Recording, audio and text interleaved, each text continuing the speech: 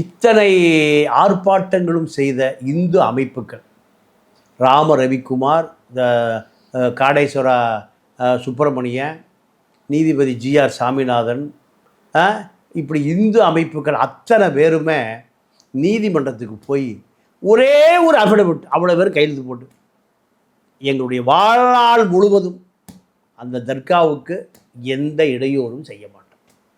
அந்த தர்காவுக்கு அந்த தர்கா எப்படி ஒரு 1000 ஆண்டு காலம் அந்த தர்கா உருவாக்கப்பட்டதோ அதே போன்று இன்னும் பல 1000 ஆண்டு இருக்கும்.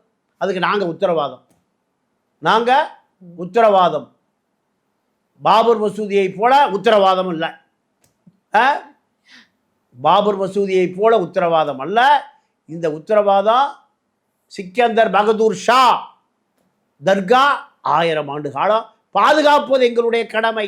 ஒரு அஃபிடவிட்டை போட்டு கொடுக்கல.